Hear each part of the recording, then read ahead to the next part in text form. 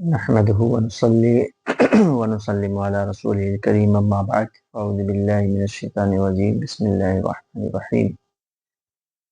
آج میں علم کے تعلق سے چند احادیث مبارکہ اور قرآن و حدیث سے میں آپ کو یہ بتاؤں گا کہ علم کتنی اہم ہے اور کتنی علم کی ضرورت ہے، کیونکہ علم ایک ایسی چیز ہے کہ جس کی فضیلت بیان کرنے کی حاجت نہیں۔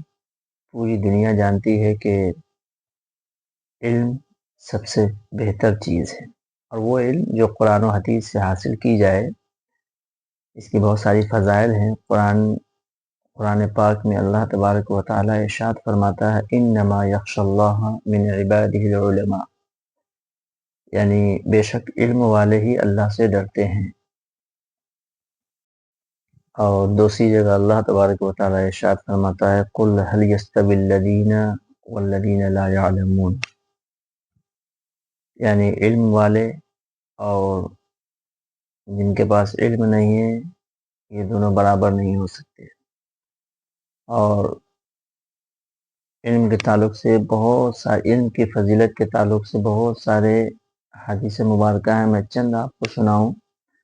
اللہ کے رسول صلی اللہ تعالی علیہ وسلم ارشاد فرماتے ہیں کہ جب اللہ تبارک و تعالی کسی کی بھلائی چاہتا ہے تو اس کو دین کا فقیہ بناتا ہے، یعنی علم والا بناتا ہے دین سمجھنے کے تعلق سے۔ پھر ایک جگہ میرے آقا صلی اللہ تعالی علیہ وسلم ارشاد فرماتے ہیں کہ جب انسان مر جاتا ہے تو اس کے عمل منقطع ہو جاتی ہے، لیکن تین چیزیں باقی رہتی ہیں۔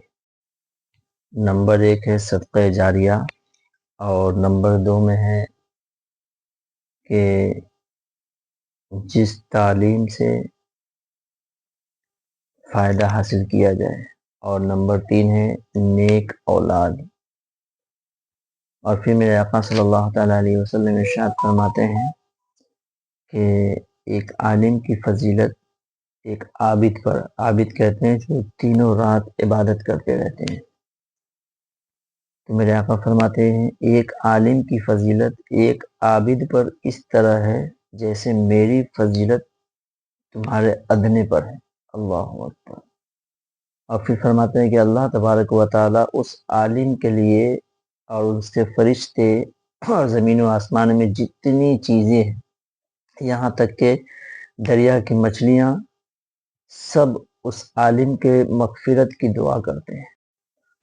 ایک فقیہ 1000 عابد سے اعلیٰ و ابتر ہے، یہ میرے حضور فرماتے ہیں۔ اور اسی طریقے سے میرے آقا صلی اللہ تعالیٰ علیہ وسلم ارشاد فرماتے ہیں کہ رات کی ایک گھڑی میں ایک عبادت، ایک علم سیکھنا، یہ پوری رات نفل نماز پڑھنے سے بہتر ہے۔ اللہ اکبر۔ پوری رات نفل نماز آپ پڑھیں اس سے بہتر ہے کہ 1-2 علم سیکھ لیں۔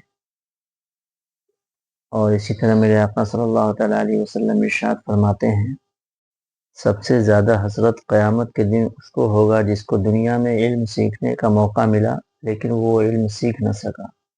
اللہ اکبر۔ اور دوسرے اس کو ہوگا جو علم سیکھا، دوسرے کو سکھایا اور خود عمل نہ کر سکا۔ اللہ تعالی ہمیں اور آپ کو عمل کی توفیق۔